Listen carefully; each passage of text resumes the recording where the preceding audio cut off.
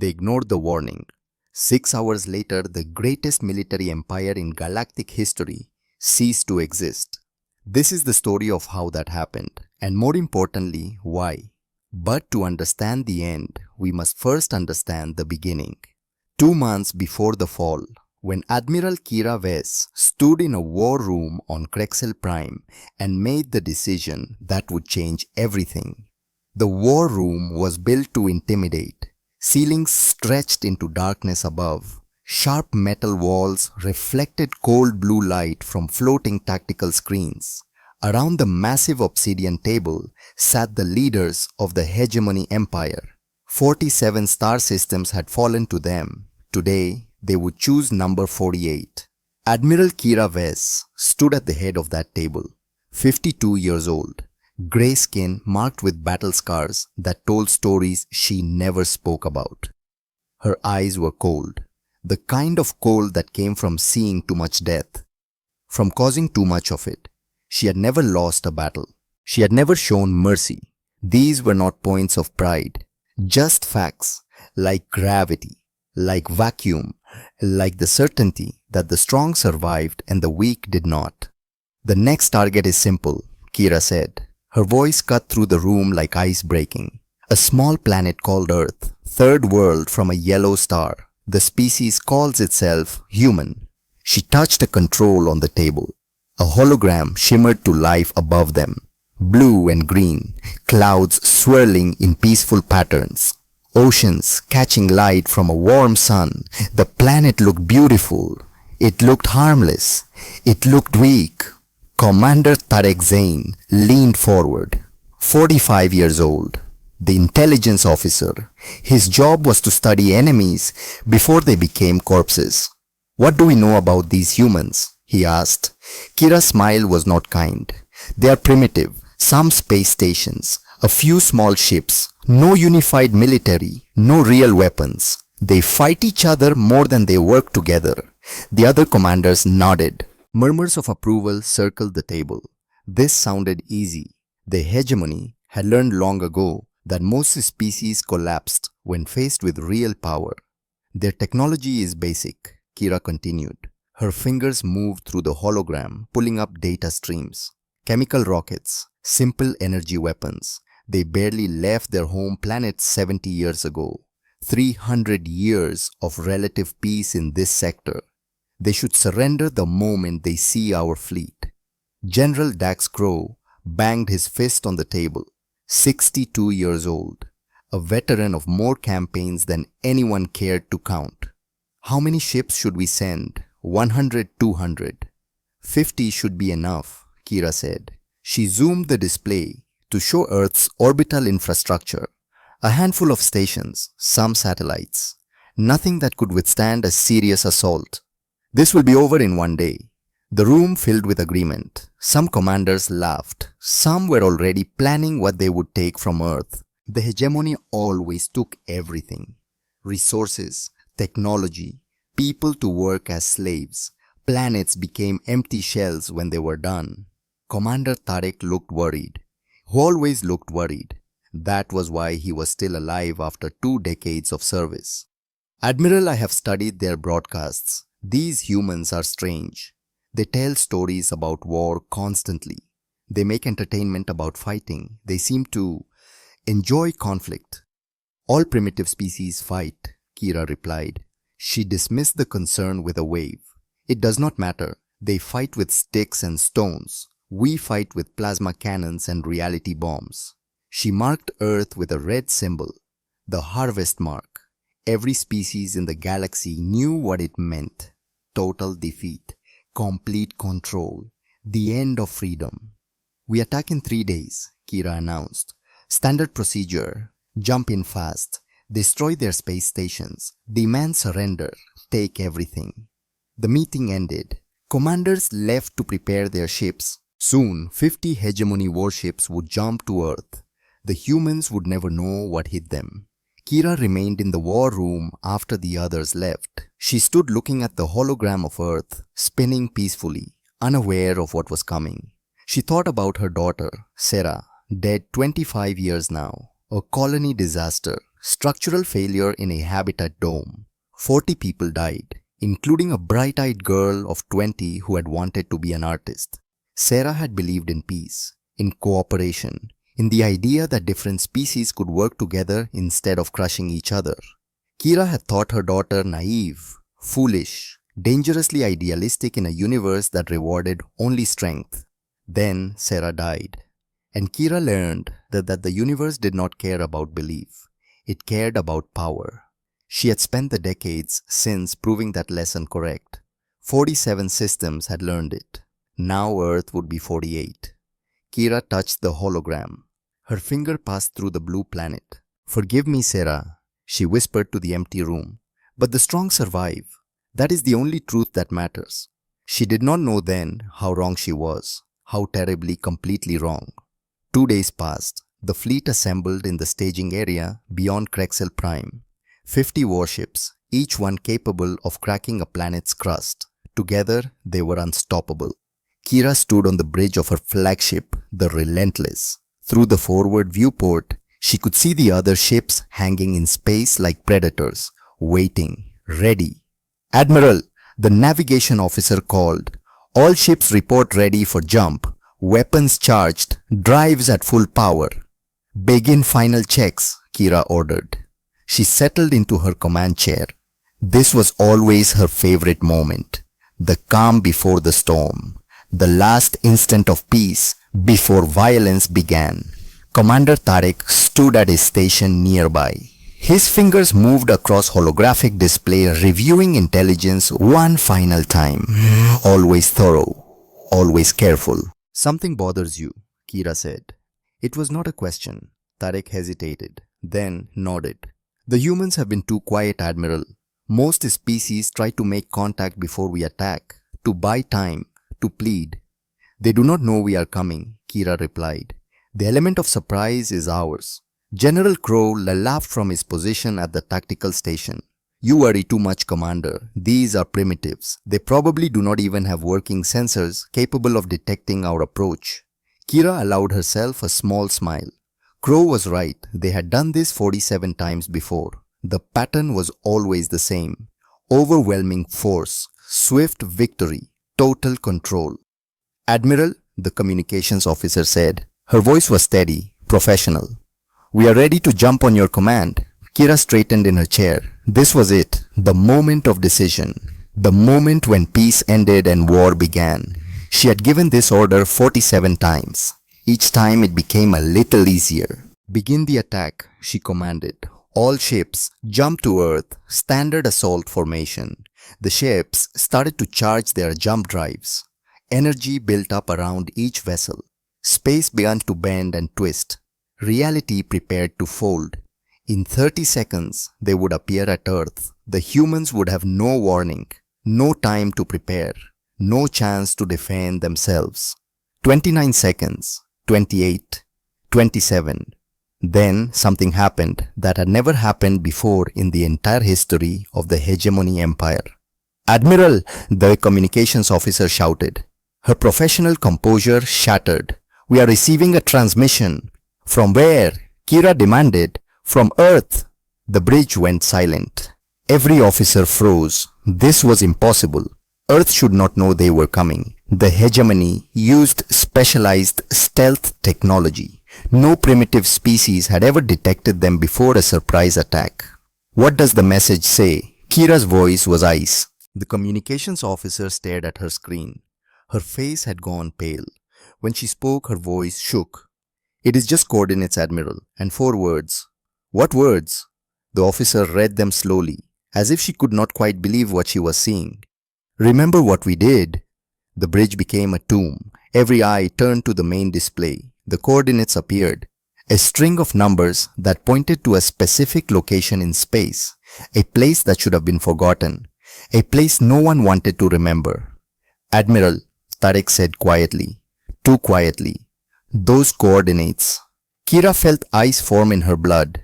She knew those coordinates. Every military officer in the galaxy knew them, whether they admitted it or not.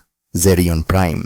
The name alone was enough to stop hearts, to make brave soldiers remember childhood fears, to remind the powerful that there were things in this universe that could not be conquered. Zerion Prime had been a beautiful system once. 7 planets, billions of living beings, trade routes, cultural centers, a jewel of civilization. Now it was nothing. Floating rocks, radiation, the corpse of what had been. The Devourers had done that. The Devourers had been unstoppable. A swarm of conquest that had taken half the galaxy before they reached Zerion Prime. 10,000 ships, technology that bent the laws of physics. An empire that made the hegemony look like children playing with toys. Then something happened at Zerion Prime. Something impossible. The entire Devourer fleet vanished. Every ship, every soldier, gone in 8 hours. No wreckage, no survivors, no explanation. 7 planets were turned to dust. The star itself flickered and nearly died. Space in that region still carried scars. Reality itself had been wounded there. That was 200 years ago. No one knew what happened. No one wanted to know. The galaxy had quietly agreed to forget Zerion Prime existed.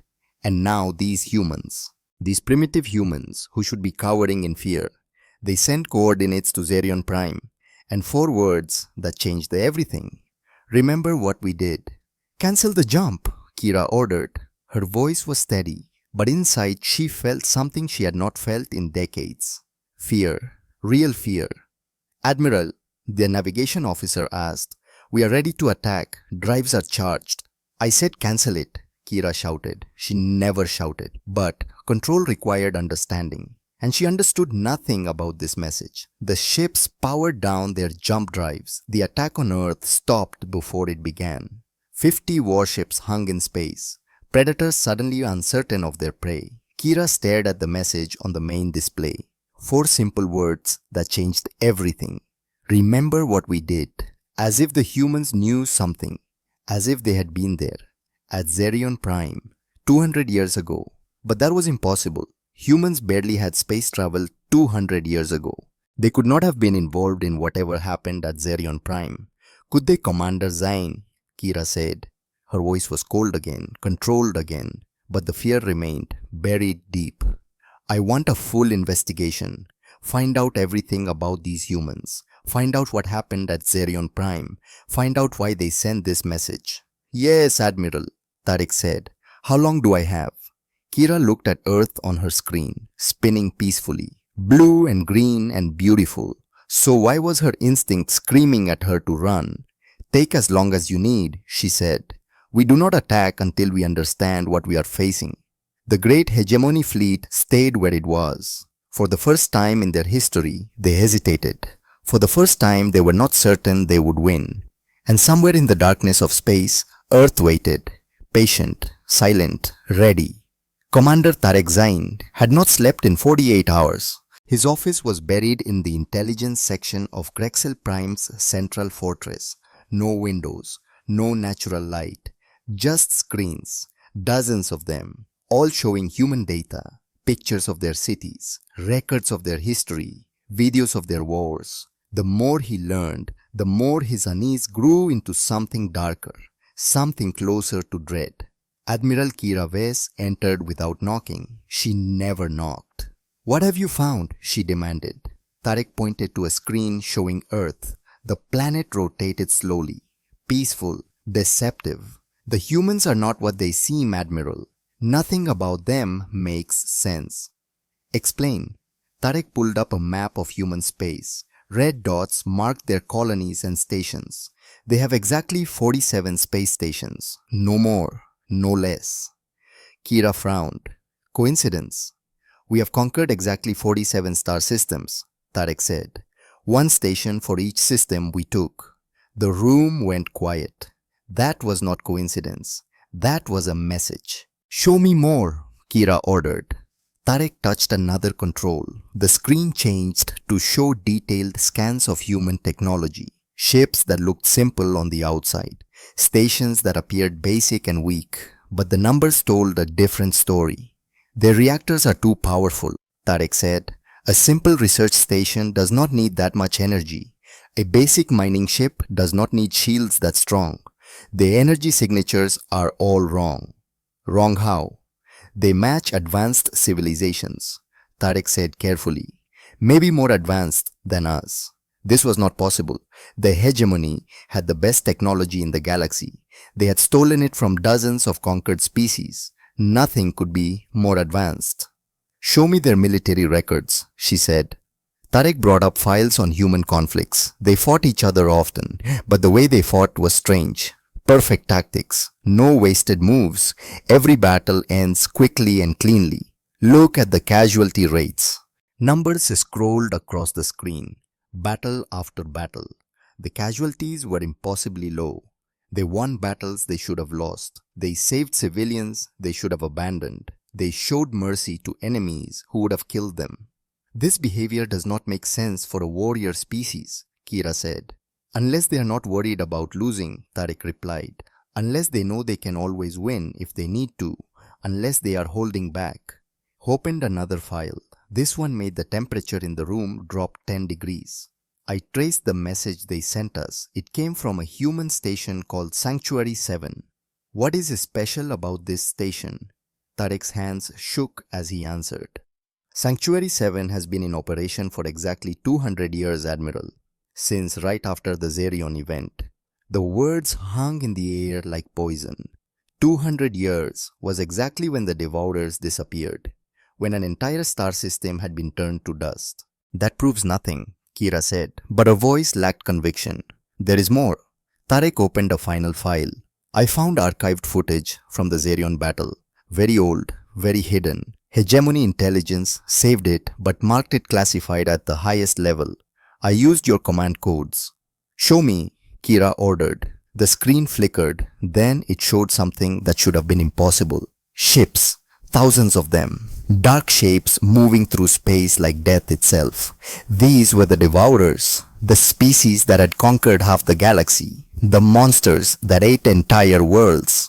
But in the footage, they were running. The great Devourer fleet was in full retreat, ships scattered in every direction. Some were already damaged, others were exploding as they tried to escape.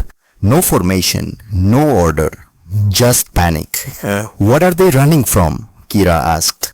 Watch, Tarek said. The camera view turned. In the distance near Zerion Prime were other ships, smaller ships. Ships that looked almost primitive compared to the massive alien warships. Ships that looked familiar. No, Kira whispered. But the evidence was right there. Human vessels, moving in perfect formation. No panic, no fear, just cold, deadly precision as they hunted the fleeing Devourers. The recording continued. More human ships appeared. Hundreds of them, thousands, all moving with impossible coordination. As if they shared one mind, one purpose. The Devourers tried to fight back. Their weapons were legendary. Reality-bending technology. Planet killers. Weapons that had shattered civilizations. None of it mattered. The human ships moved through the attacks like they were not even there. Shields that did not block but seemed to erase incoming fire. Weapons that struck with impossible accuracy.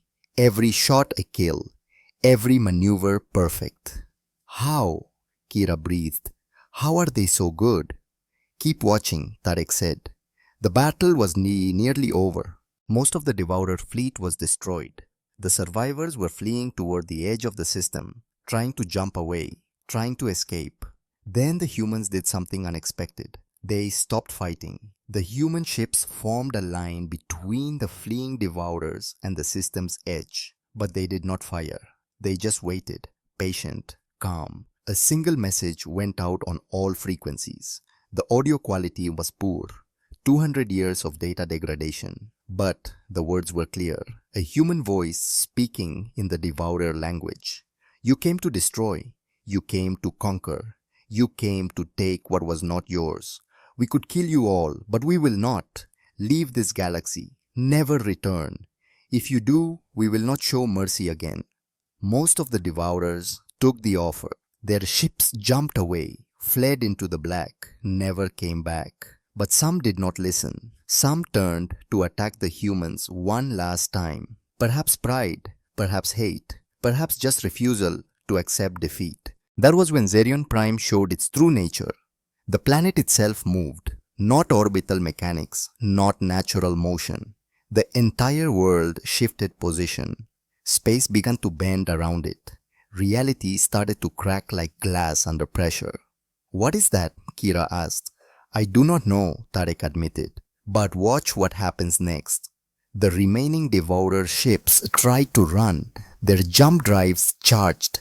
They attempted to fold space and escape. They could not. Space itself was being rewritten. The laws of physics were changing. Gravity inverted. Time stuttered. Matter flickered between states. In seconds, it was over. Every Devourer ship that had refused mercy was gone. Not destroyed, not vaporized, erased, as if they had never existed at all. Then Zerion Prime destroyed itself. The planet collapsed into nothing. Not a black hole, not an explosion. It just ceased to be, taking its weapons with it, taking its secrets with it, leaving only empty space, and a warning to the galaxy. "Do not threaten humanity." The recording ended. The screen went dark. Tarek and Kira stood in silence. The only sound was their breathing and the quiet hum of computers.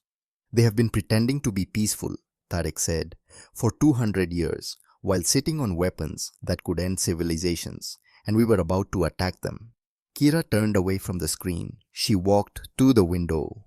Outside, Krexel Prime stretched to the horizon. City lights, industrial complexes, military installations.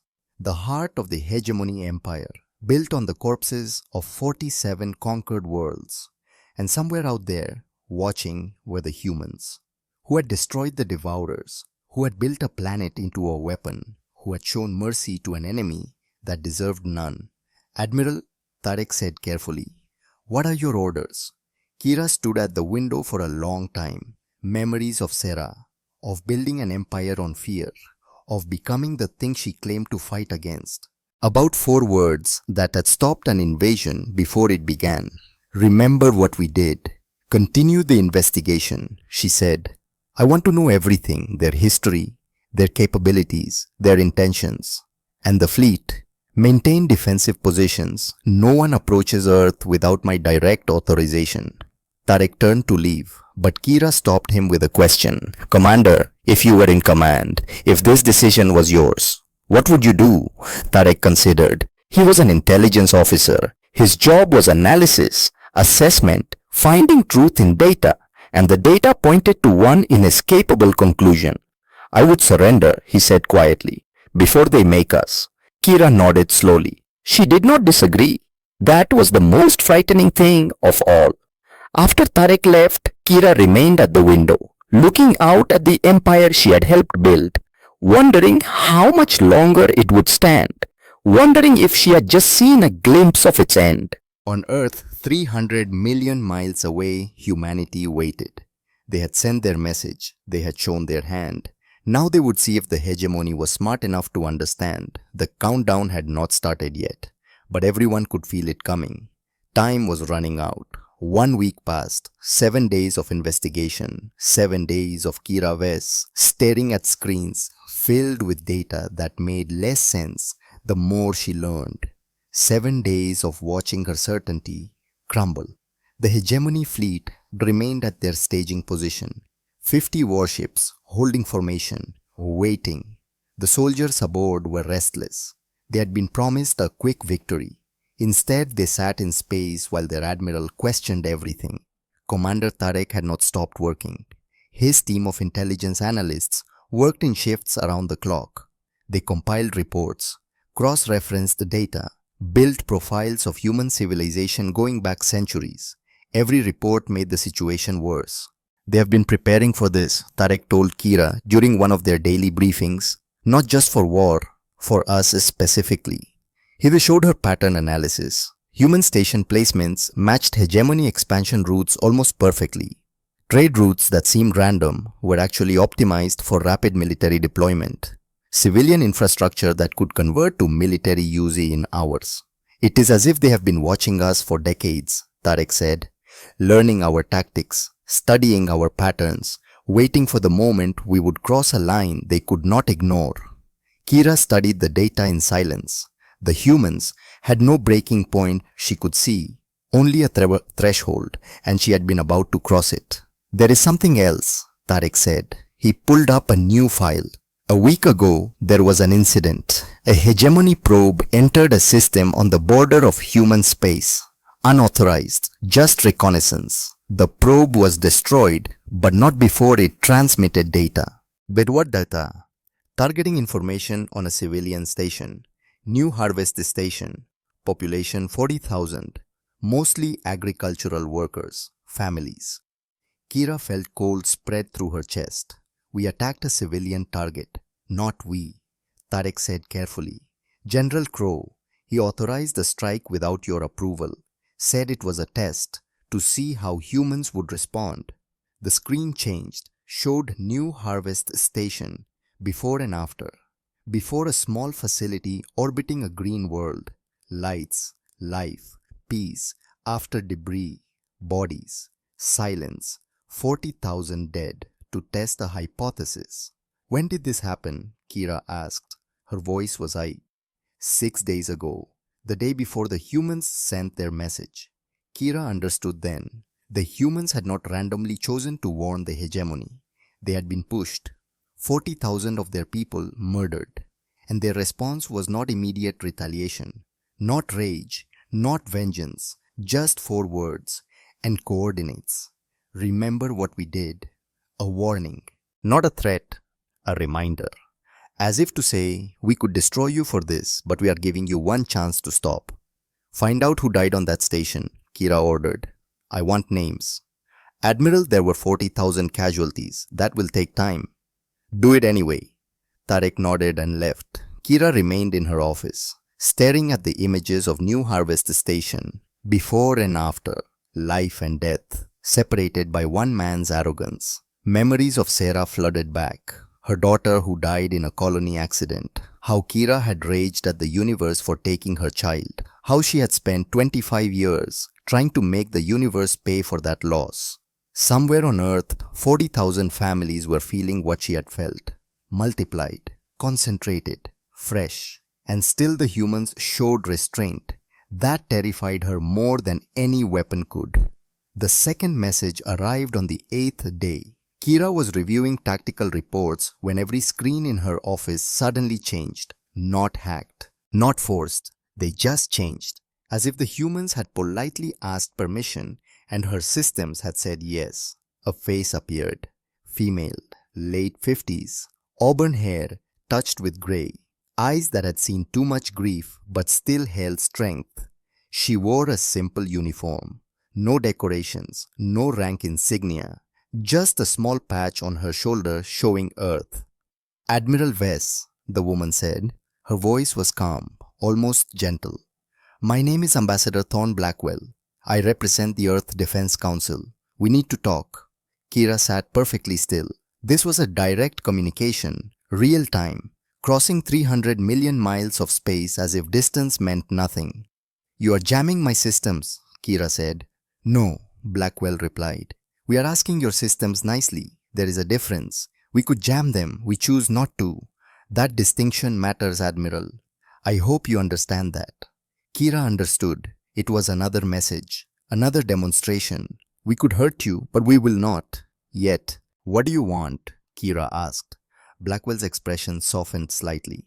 I want to help you understand what is happening because I do not think you fully grasp the situation you are in. We are the hegemony empire. We have conquered 47 star systems. Do you? Blackwell leaned forward. Admiral, let me tell you what I know about you. Kira Vess, 52 years old, rose through ranks by being smarter and more ruthless than your competition. Lost your daughter Sarah 25 years ago in a colony disaster. Spent the decades since trying to make the universe pay for that loss. Am I close? Kira's blood went cold. This information should not exist. Sarah's death was in classified records, personal files. How did the humans know we have been watching you? Blackwell said. Not just your fleet, not just your military. You, personally, for years. We know about every campaign, every conquest, every world you have taken. If you knew, Kira said slowly, why did you not stop us sooner? Because we hoped you would stop yourselves, Blackwell replied. We hoped that eventually the hegemony would realize that conquest is not strength, that taking from others does not make you powerful. It just makes you thieves with guns. She paused. Let the words sink in. But you did not stop. You kept taking, kept destroying. Until last week when General Crow decided to test us, when he murdered 40,000 of my people to see what we would do. Kira heard something in Blackwell's voice then. Underneath the calm, underneath the control, grief, fresh and raw and barely contained. Among the dead at New Harvest Station, Blackwell continued, was my daughter, Commander Reese Blackwell. She was 31 years old. She loved astronomy. She played violin. She wanted to open a school on the station to teach children about the stars. The ambassador stopped, took a breath. When she spoke again, her voice was steady, but Kira could hear the effort it took. She died instantly when your missiles hit the command center. If that matters to you, she did not suffer. 31 years old, and she just stopped existing because a general wanted to run an experiment. Kira felt something she had not felt in years. Shame, real burning shame, because she understood this woman's pain. She had lived it herself, and now she represented the people who had caused it. I am sorry, Kira said, and meant it. Blackwell nodded slowly. I believe you are. That is why I am talking to you instead of Admiral Wolf. He wanted to just destroy your fleet and be done with it. I convinced him to try this first, to give you a chance. A chance to do what? To make a choice, Blackwell said. We know you are planning to attack us eventually. Your fleet is positioned. Your commanders are eager. So we are simplifying things. We are giving you two options. She held up one finger. Option 1. Attack us now. Come to Earth with your 50 ships, your plasma cannons, your reality bombs. Find out what happens when you cross the line we drew 200 years ago at Zerion Prime. She held up a second finger.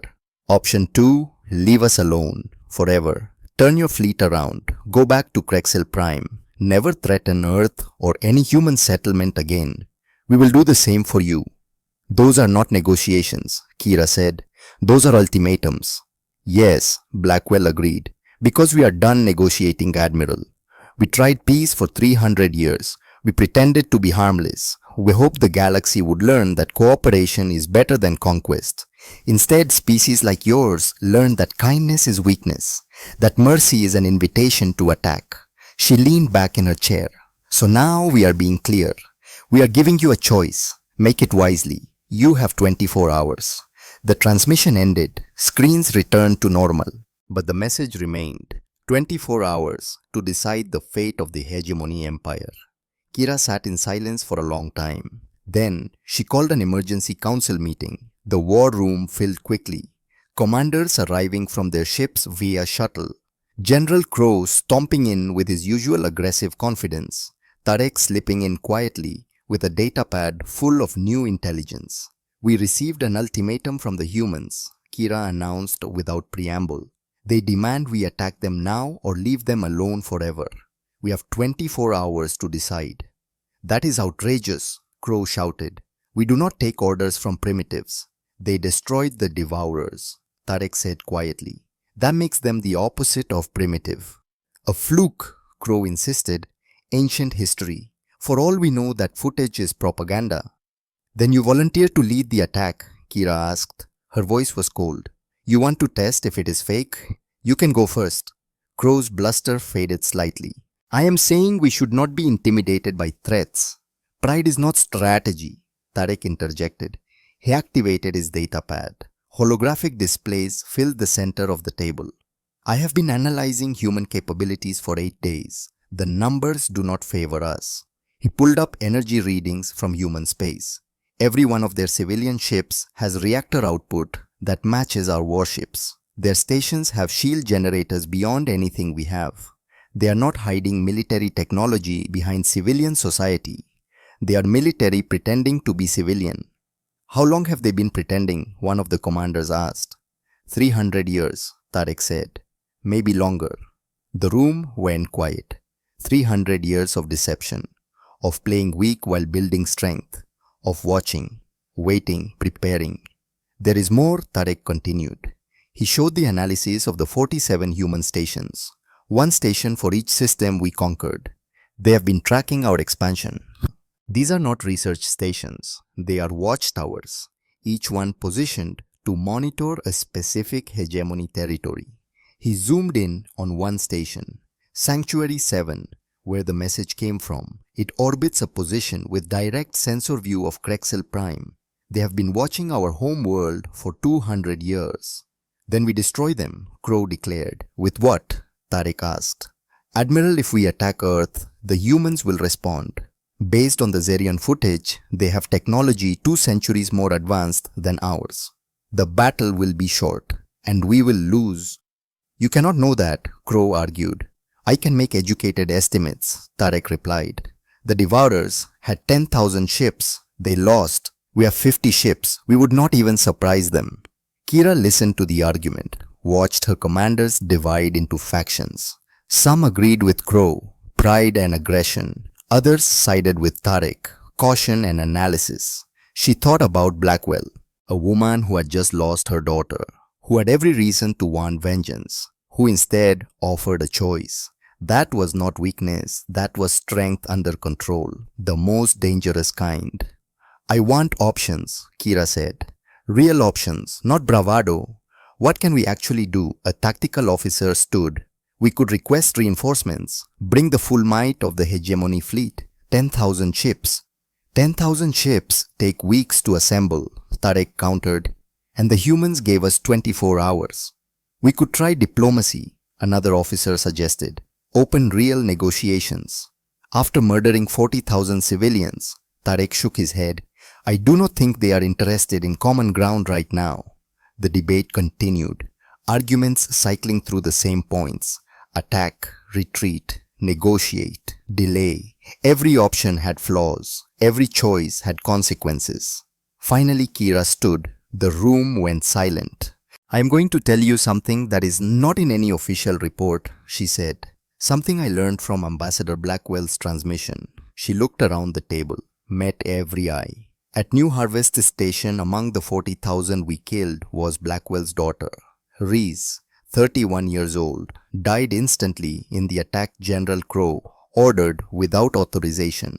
Crow's face went pale. I did not know. It was just a test.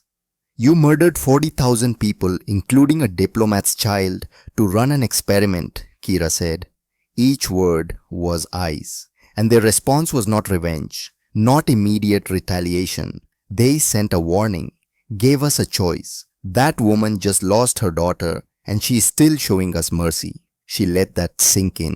That terrifies me more than any weapon because it means they have discipline we cannot match. Restraint we do not possess. They are not reacting, they are choosing. Every action is calculated, which means they have thought this through. They have planned for this moment. What are you saying? One commander asked. I am saying they are not bluffing, Kira replied. They gave us 24 hours because they have already run every simulation, already calculated every outcome. They know exactly what will happen if we attack, and they are confident enough to give us a choice because they know we will make the right one or die making the wrong one. She dismissed the council. They left in groups, arguing, debating, afraid. Only Tarek remained. What will you do? He asked. Kira looked at the hologram of Earth in the center of the table, blue and green and deceptively peaceful. I am going to make sure we understand what we are facing, she said, before the 24 hours are up. Pride warred with survival. Duty fought with common sense. Everything she had built, everything she believed, it all hung in the balance. 24 hours to choose, war or wisdom. The clock was running. 18 hours remained when Tarek brought Kira the breakthrough. I found something, he said. Exhaustion lined his face, but excitement cut through it. Deep in human historical records, not hidden, just old. He showed her a timeline, human history, going back 5 centuries. 300 years ago, humans were not peaceful. They were expansionist, aggressive. They conquered 40 systems in just 10 years. They were becoming exactly what we are now. What stopped them? Kira asked. Someone called the architects, Tarek said. There are only fragments, but the pattern is clear. The architects were an older species, more advanced. They encountered expanding humanity and gave them a choice. The same choice the humans just gave us. Exactly. Tarek pulled up more data. The humans chose violence, attacked the architects. The records are unclear what happened next, just that the human fleet was defeated, not destroyed, defeated. The architects could have ended humanity. Instead, they taught them. Taught them what? That real strength is knowing when not to use power, Tarek said. That civilization is measured not by what you can destroy, but by what you choose to protect. The architects showed humans a better way. Then they left. Humanity spent the next 300 years rebuilding themselves, becoming guardians instead of conquerors. Kira studied the timeline. 300 years of peace, of pretending to be weak, of watching the galaxy make the same mistakes humanity had made. Zerion Prime was not the first time they stopped an invasion, Tarek continued. I found references to 6 other incidents, species that attacked human settlements. All were defeated. All were shown mercy. All were given a choice to change. Some did not. What happened to the ones who did not change? Tarek showed her a list of extinct civilizations, species that no longer existed, not because they were wiped out in war, just because they stopped appearing in galactic records, quietly gone. The humans do not talk about these, Tarek said. They do not brag, do not threaten. They just remove threats and move on, as if it is maintenance, necessary work, nothing personal. That chilled Kira more than threats would have, because it meant humanity saw the hegemony not as enemies, not as rivals, just as a problem to be solved, efficiently, completely. How much time do we have left? She asked. 16 hours. Find out everything you can about what happened to those extinct species. Admiral, some of this data is fragmentary. It could take days. You have 16 hours, Kira said. Use them well. The final transmission came with 3 hours remaining. Not from Ambassador Blackwell this time. From someone else. A man, early 60s, grey hair, sharp eyes that had seen more combat than anyone should survive. He wore a military uniform. Real military, not ceremonial. Admiral Wes, he said. I am Admiral Garrett Wolfe, commander of the Earth Defense Force, the people with the actual guns. Ambassador Blackwell speaks for our diplomats. I speak for our soldiers, and I want to make something very clear to you. His tone was not angry, not aggressive, just matter of fact, like explaining physics to a student. In 2 hours and 47 minutes, your 24-hour deadline expires. At that moment, one of 2 things will happen. Either your fleet turns around and goes home, and we never speak of this again, or your fleet approaches Earth and we end you. He let that sit for a moment. I want to be very specific about what end you means. Not defeat, not capture. End. Your 50 ships will cease to exist. Not as wreckage, not as debris. They will just stop being there. Your crews will be given 30 seconds to evacuate to escape pods. We will recover those pods and return your soldiers unharmed. Because we are not monsters. But the ships themselves will be erased from reality. Wolf pulled up a holographic display, showed ship designs, human warships. The technology visible in the schematics was beyond anything Kira had ever seen. We have 3,400 warships, Wolf continued. We have been building them for 300 years while everyone thought we were making cargo haulers. Every civilian ship in human space can convert to military configuration in 4 hours. Every station is a fortress. Every colony has weapons that make your reality bombs look like firecrackers. He zoomed in on one ship design. This is a Guardian-class battleship. It has shields that do not block attacks. They phase incoming fire into alternate dimensional space. Your weapons will hit nothing. Our weapons use gravitational manipulation. They do not damage hulls. They compress matter until ships collapse into singularities the size of marbles. No survivors, no wreckage, just gone. Another design appeared. This is a Sentinel-class missile platform. Each missile is self-replicating. Fire one, it becomes 10. Those 10 become 100. They learn from each miss, adapt to countermeasures. You cannot shoot them down because destroying one makes more. You cannot outrun them because they fold space. You can only die. Wolf showed more designs, each one more terrifying than the last. Weapons Kira had never imagined. Technology that bent physics. We have had 300 years to think about how to fight, Wolf said. 300 years to prepare for the day someone would not take our peace seriously. You are not the first to test us. You will not be the last. But you could be the first in a long time to make the smart choice. He leaned forward. Ambassador Blackwell lost her daughter to your attack. She is still willing to let you live. Do you understand how much discipline that takes? How much restraint? That woman could order me to glass Krexel Prime right now and I would do it. 14 billion of your people dead in 8 minutes. She has the authority. She has the justification. She has the weapons. And she is choosing mercy, Wolf continued.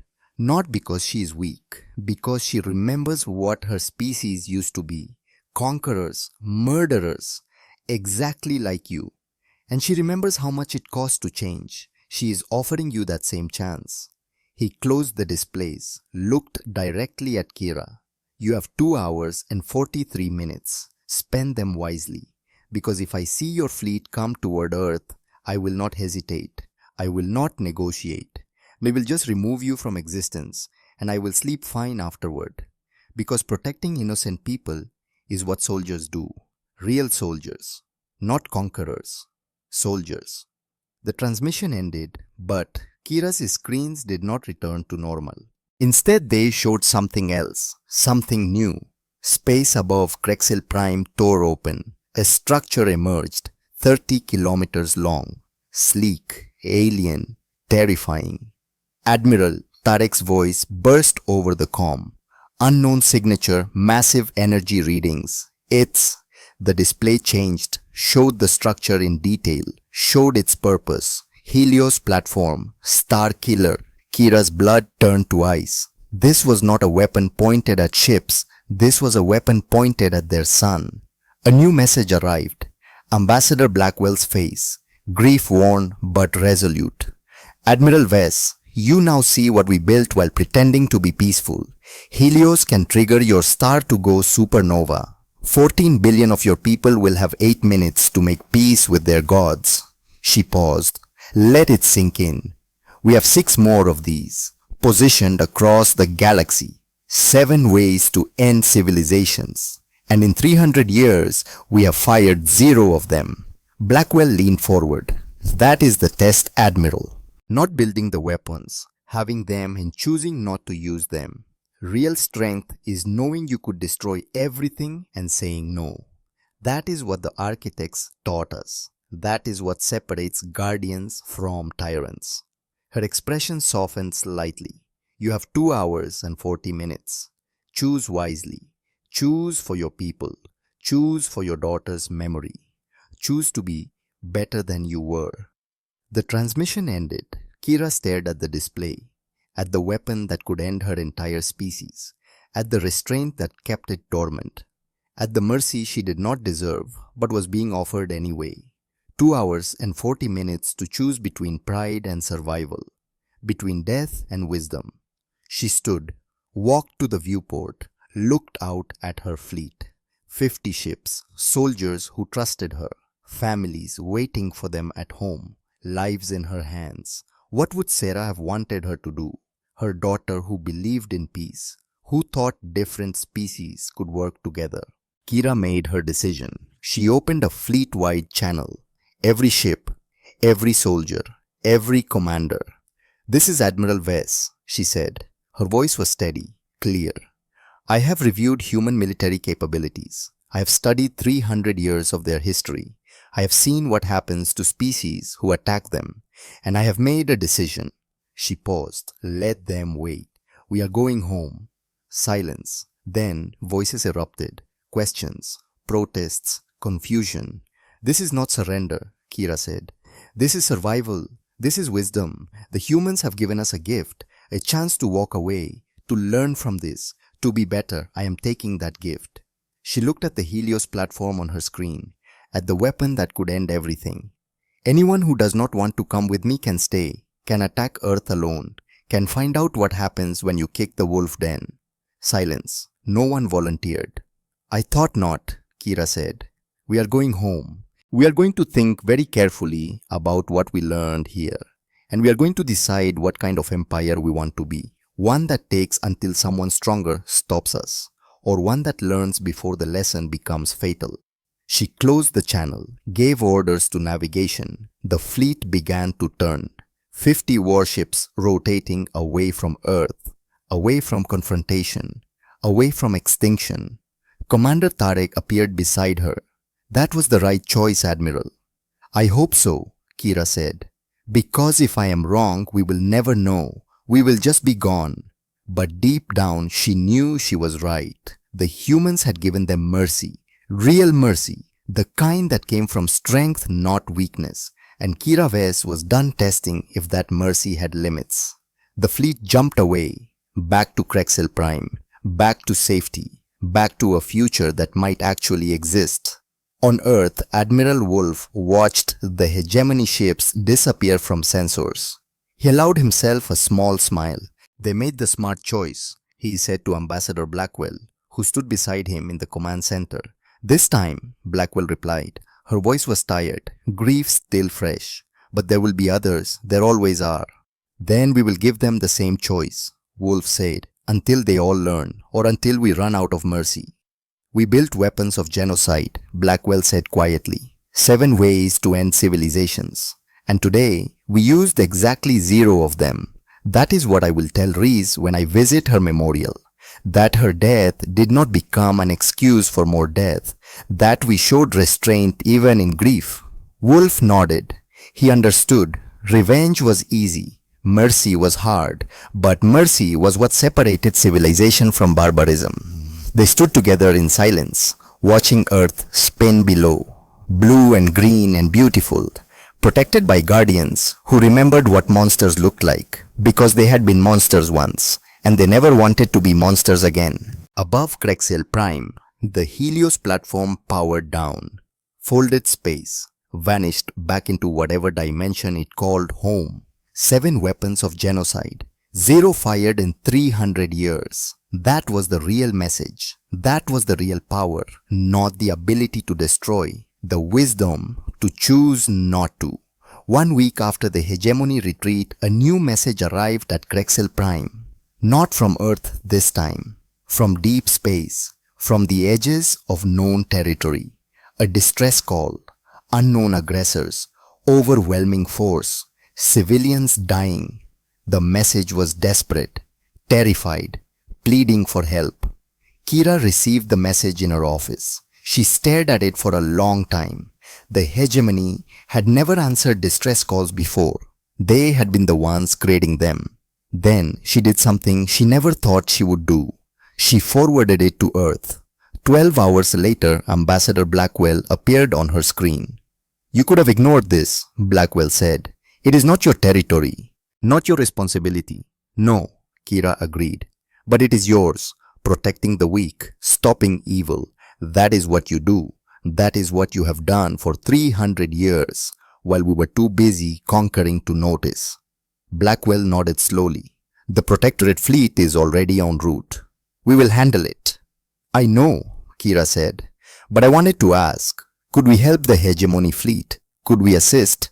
Blackwell studied her, reading intention, measuring sincerity. Why? She asked. Why would the hegemony help protect strangers? Kira thought about Sarah, about Reese, about 40,000 dead because of arrogance, about mercy shown when revenge was justified. Because we want to learn, she said. We want to be better, and maybe the first step is protecting instead of taking. Blackwell was quiet for a long moment. Then she smiled, sad but genuine. Meet us at the coordinates, she said. Follow our lead. Do not engage until we tell you. And Admiral, thank you. Reese would have liked this. She believed people could change. I am glad to see she might have been right. The transmission ended. Kira turned to Tarek.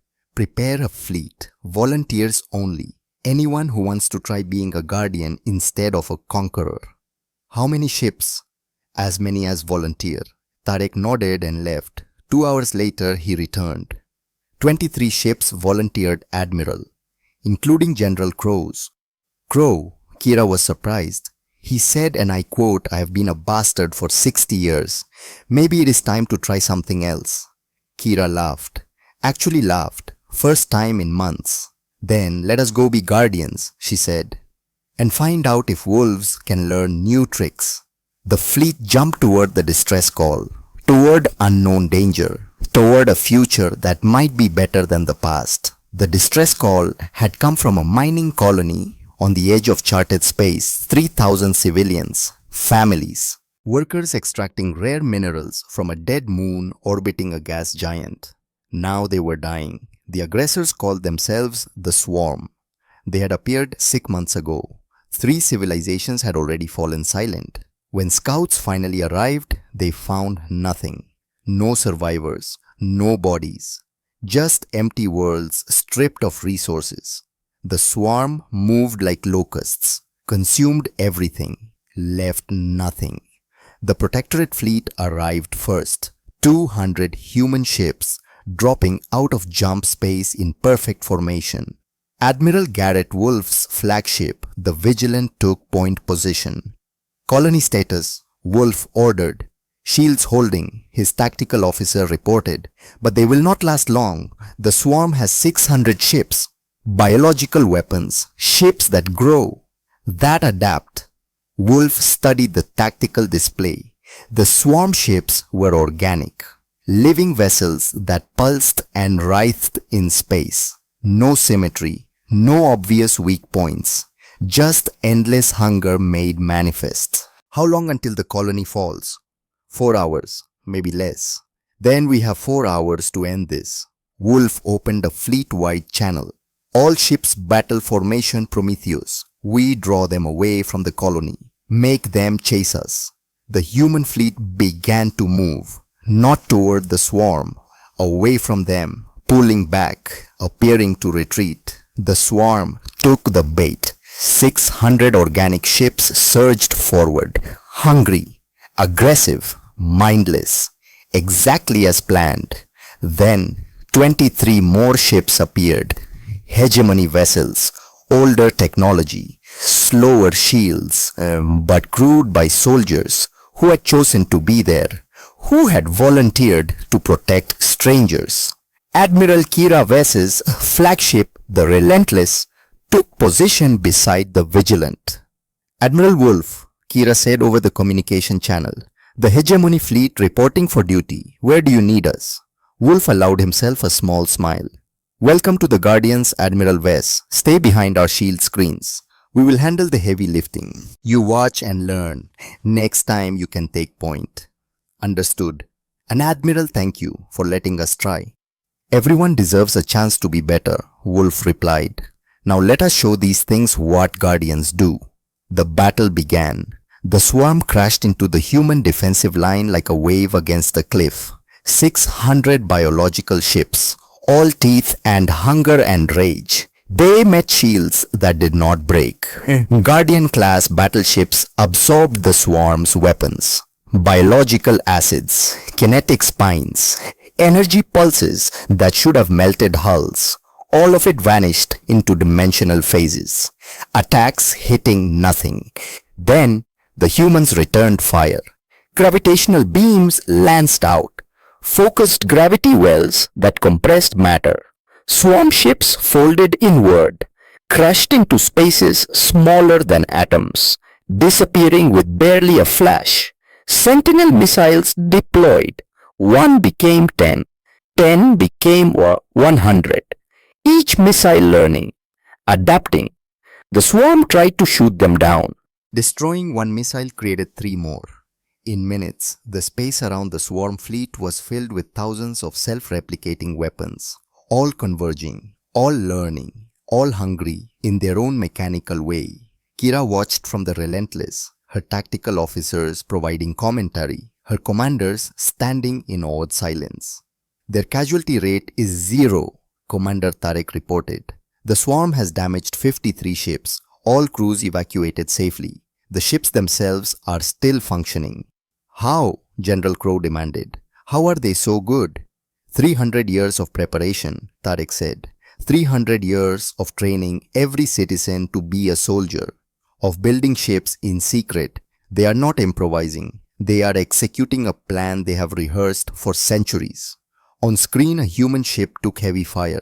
Its shields flickered, failed. The hull breached, but before the swarm could capitalize, three other human ships appeared, literally appeared, folding space. They erected a shield bubble around the damaged vessel, evacuated the crew. Then, all four ships jumped away. They do not abandon anyone, Kira said quietly. Even in the middle of battle, they protect their wounded. Memories of hegemony tactics flooded back, leaving damaged ships behind, sacrificing the weak to save the strong. Everything she had been taught was necessary for victory. The humans were rewriting those rules, proving them wrong. The battle lasted 3 hours. When it ended, the swarm had been reduced to debris. 600 ships, all gone. The mining colony's shields still held. Civilian casualties, 0. Human losses, 7 ships damaged. All crews safe, all ships recoverable.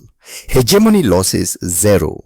They had not fired a shot, just watched and learned. After the battle, the fleets regrouped at the mining colony.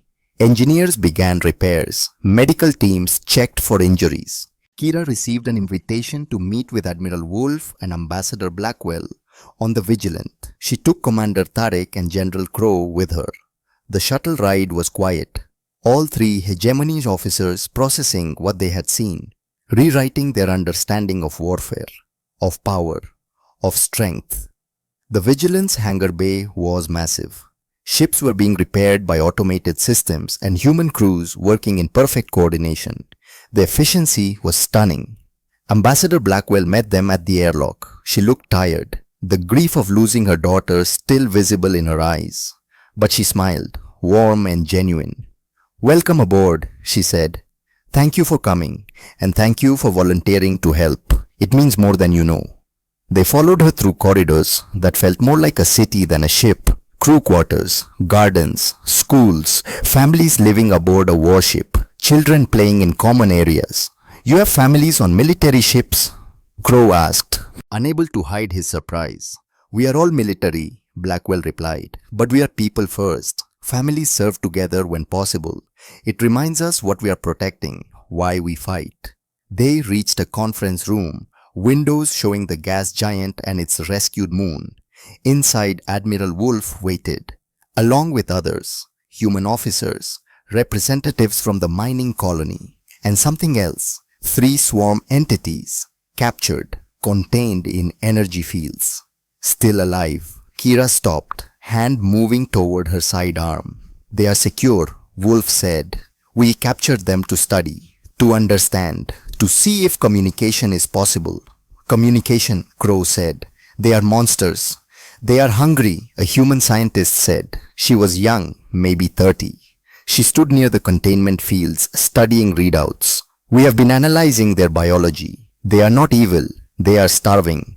Their home region of space is dying. They are refugees who do not know how to ask for help." The scientist touched a control. One of the swarm entities moved, pulsed, patterns of bioluminescence rippling across its surface. "We think they are trying to communicate," the scientist continued. "Watch."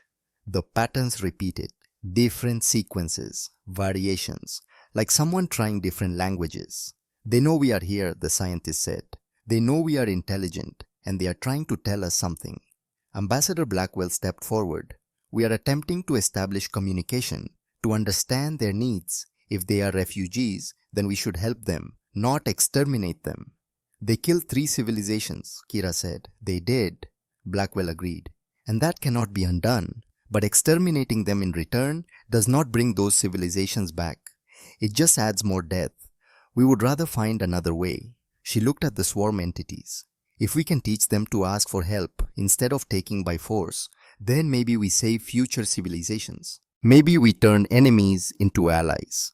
Kira stared at the contained creatures, at the humans trying to communicate with beings that had destroyed entire worlds, at people choosing understanding over vengeance. How? She asked. How do you do this? How do you show mercy to things that deserve none? Blackwell turned to her, sadness in her eyes, but also strength. Because someone showed us mercy once, she said, when we deserved none. They sat in the conference room, humans and hegemony, former enemies, potential allies, sharing a meal, talking, learning. Ambassador Blackwell told them about the architects, about humanity's dark age 300 years ago, when humans were young and angry and convinced that strength meant conquest. Would have took 40 systems in 10 years, she said. We were efficient, ruthless, proud of our expansion. Then we met the architects, an ancient species, millions of years old. Technology so advanced it seemed like magic. She paused. Remembering history she had only read about, but history that defined her entire civilization. The architects gave us a choice, the same choice we gave you, Admiral Vess. Stop or be stopped, we chose violence. Thought we could win through aggression. What happened? Tarek asked. They defeated us in 4 hours, Blackwell said. 10,000 human ships, gone, not destroyed, disabled. Every weapon system shut down. Not one human casualty, not one death, just complete and total defeat. She smiled, sad but fond. Then the architects sent a message. They said you have been given a gift today, the gift of survival, of a second chance. Use this gift well. Become better than you are. Protect instead of conquer. Build instead of take. Be the guardians the galaxy needs, not the monsters it fears. And then Kira asked. They left, Blackwell said. Jumped away into deep space. We never saw them again. Never got to say thank you. Never got to show them what we became. She looked out the window at the stars. We spent 300 years trying to be worthy of that gift, trying to honor their mercy by showing it to others. Every time someone attacks us, we remember being on the other side, and we try to give them what the architects gave us, a chance. Admiral Wolf leaned forward. We built 7 sun-killer weapons, Helios platforms, each one capable of destroying a star. We built them to prove we could, to ensure no one would ever threaten us again. And in 300 years, we have fired exactly 0 of them. He let that settle. That is the test, he continued. Not building the weapons. Anyone can build weapons. The test is having them and choosing not to use them. That is what the architects taught us. That is what separates guardians from tyrants. Kira felt something shift inside her. A weight she had carried for 25 years, since Sarah died, since she decided the universe owed her. I have been a tyrant, she said quietly, for decades. I told myself it was necessary, that the strong survive and the weak perish, that mercy was weakness. She looked at Blackwell, at this woman who had lost her daughter and still chose peace. But you are stronger than I ever was, Kira continued. Not because of your weapons, not because of your technology, because you could have destroyed us, could have avenged your daughter, and you did not. You gave us a choice. That is a strength I do not understand, but want to learn. Blackwell reached across the table, took Kira's hand. Then learn, join us. The Protectorate can always use more guardians, more people who remember what monsters look like, because they were monsters and chose to change. Why do you trust us? Crow asked. We could turn on you. Wolf smiled. General, you have seen our technology. You know we are centuries ahead of you. So yes, you could try to attack us again. He leaned back, confident, certain. And we would stop you, again.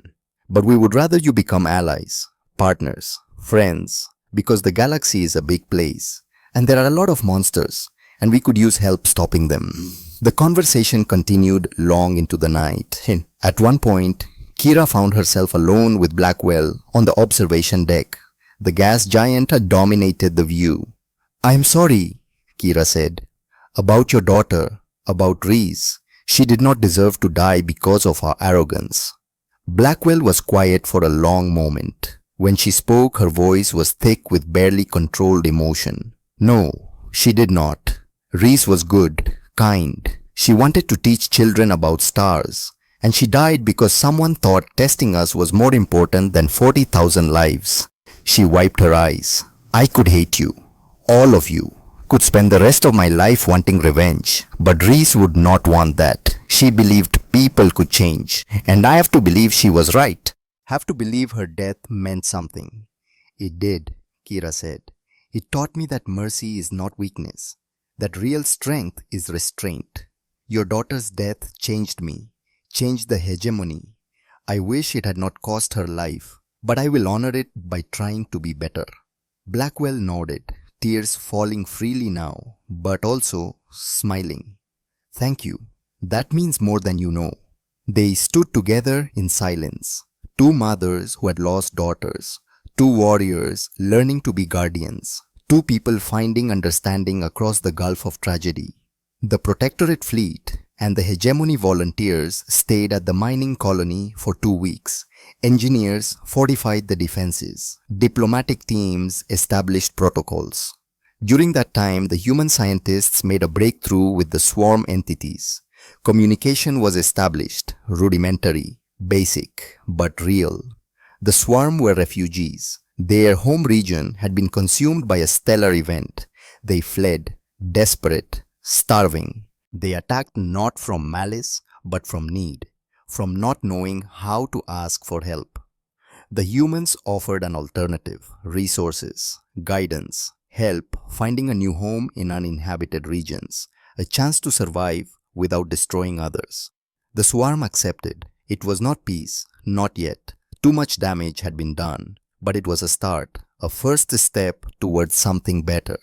Kira watched the negotiations with wonder. The humans did not demand surrender, did not exact revenge. They offered help, built bridges, turned enemies into refugees in need.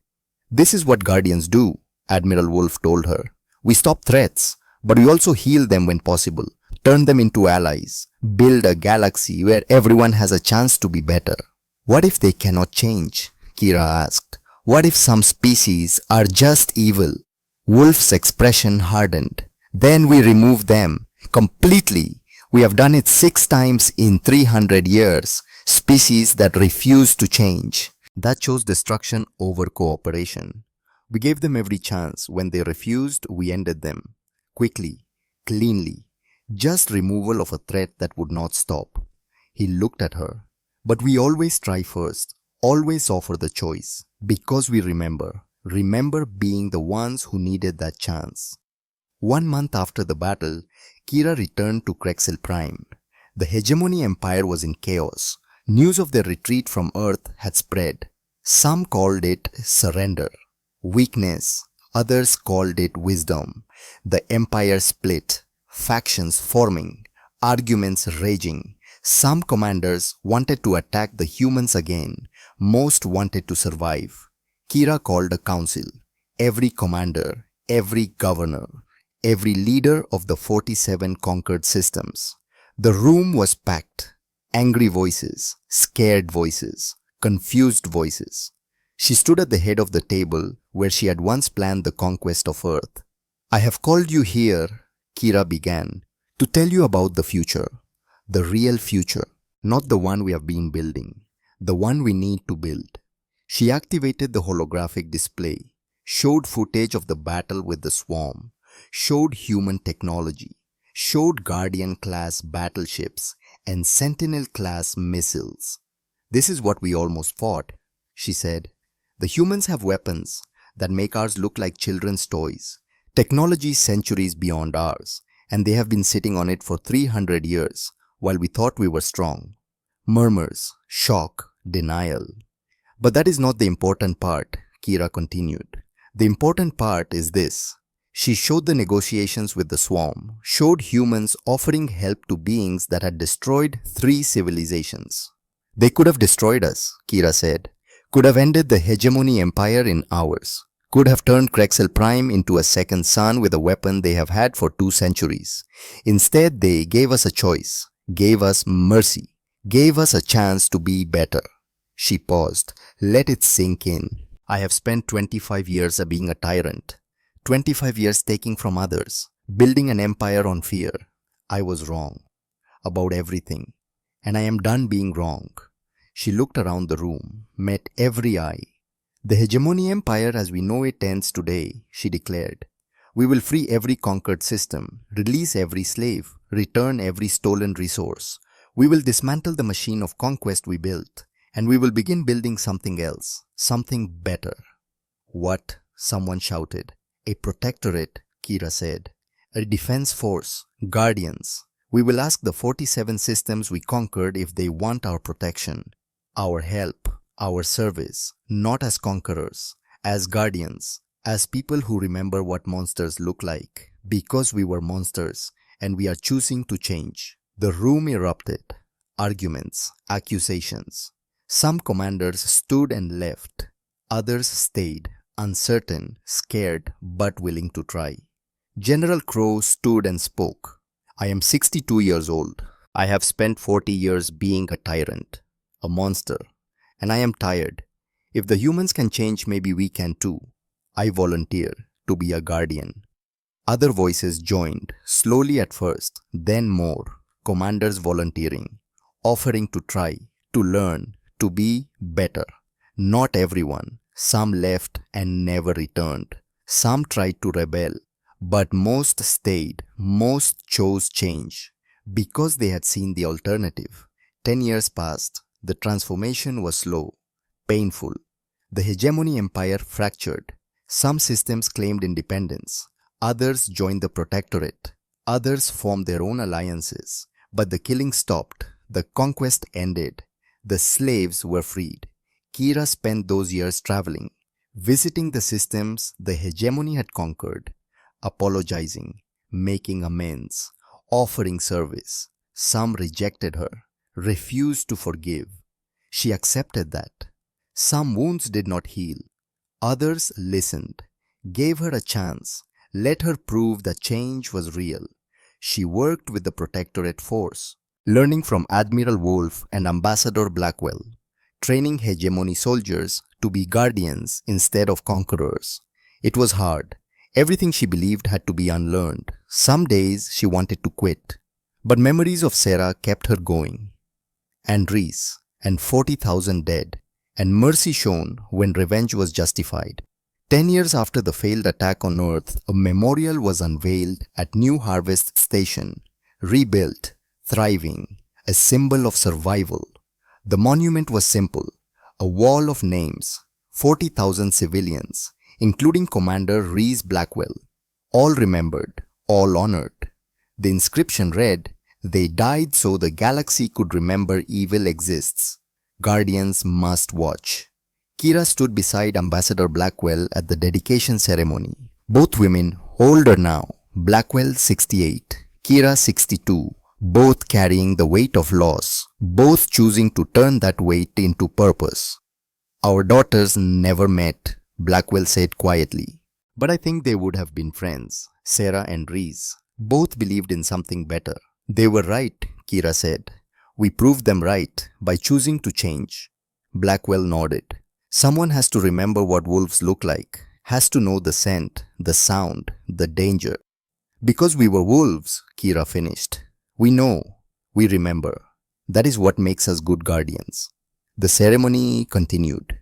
Speeches, remembrances, tears and hope mixed together.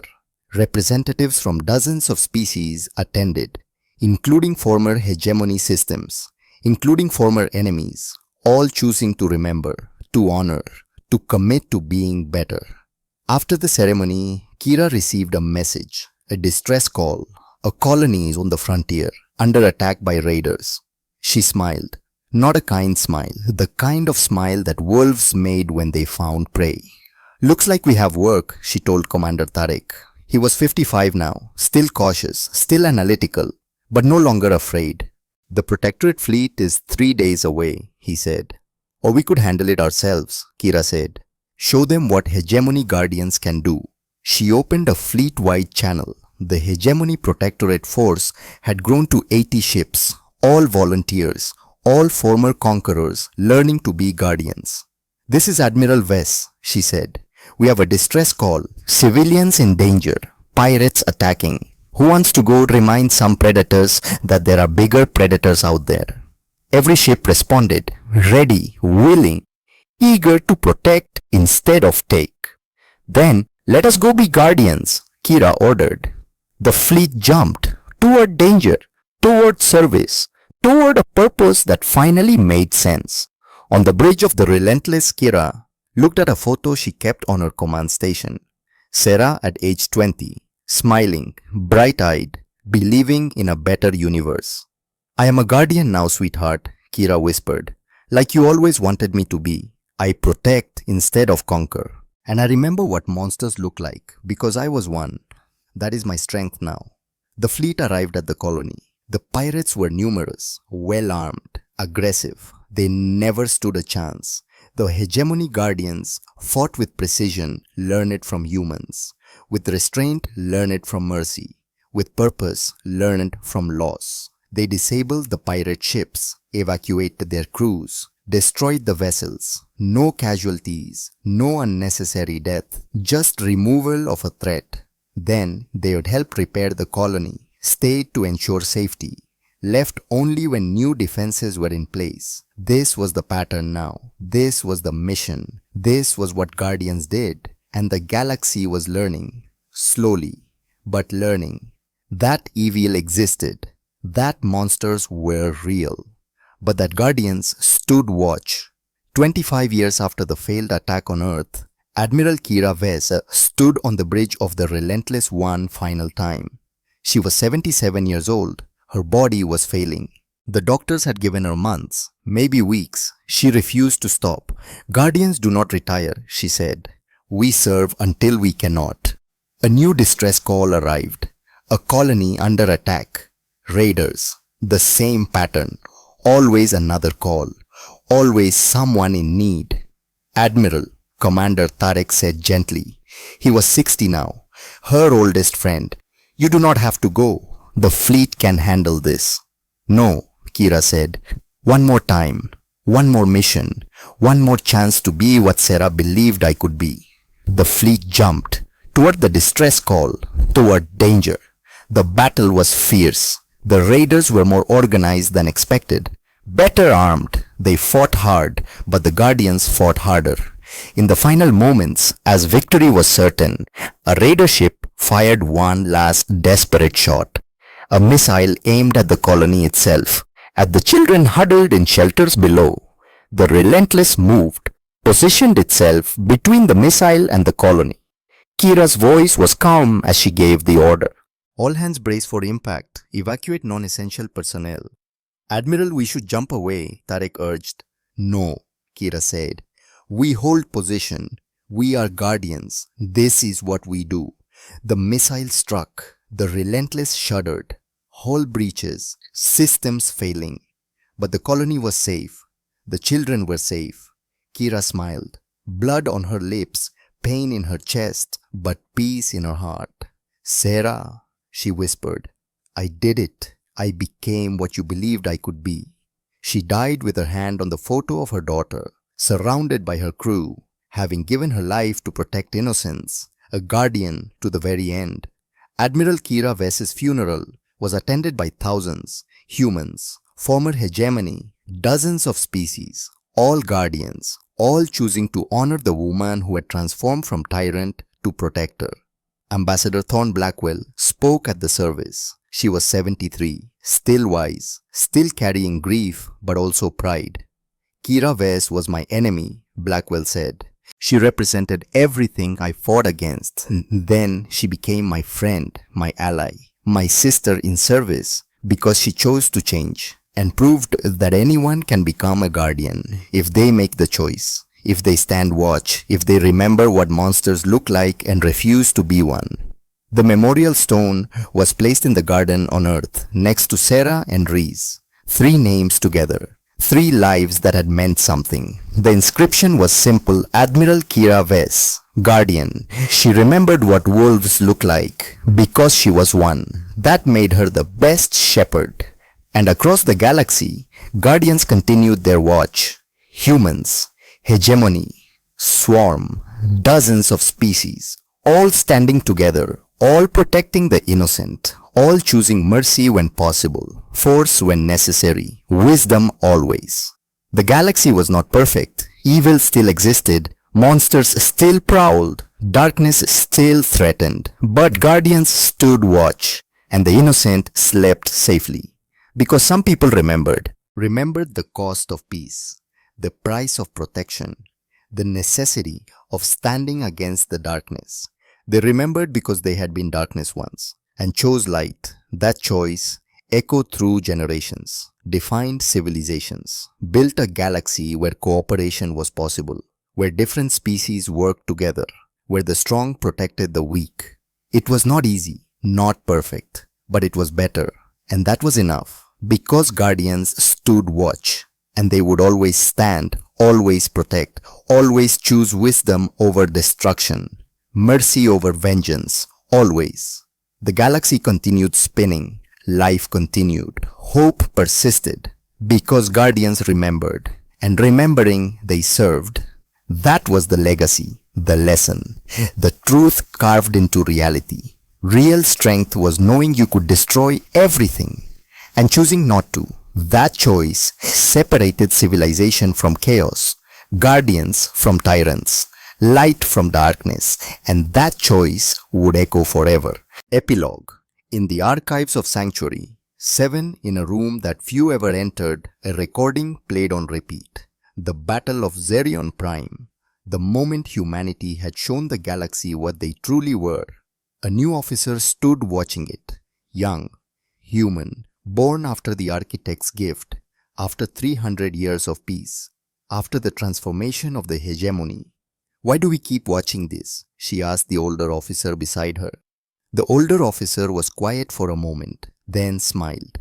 "Because we must never forget what we were, never forget what we became, never forget that the choice between monster and guardian is made every day, in every moment." He touched a control. The recording showed Zerion Prime splitting open. A planet transformed into a weapon, a warning carved into reality. "We are not special," he continued. "We are not better than anyone else. We were monsters once. We chose to change. Anyone can make that choice. The hegemony proved that. Admiral Vess proved that." The recording showed the Helios platforms, 7 weapons of genocide, 0 fired in 300 years. "That is our real strength," the officer said. "Not the weapons, the choice, the wisdom, the restraint." The young officer nodded, beginning to understand. "So we watch," the older officer finished. "We remember. We stand ready. Because somewhere out there, another species is making the same mistakes we made, is choosing conquest over cooperation, is becoming monsters." He looked at her.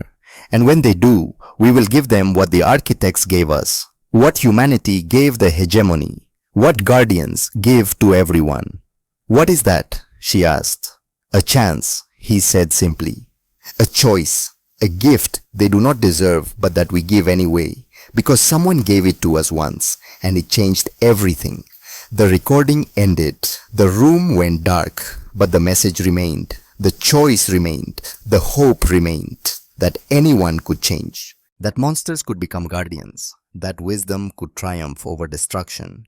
That mercy could be stronger than vengeance. That was the real weapon. That was the real power. That was the legacy of the architects, of humanity, of Kira Vess, and it would echo forever.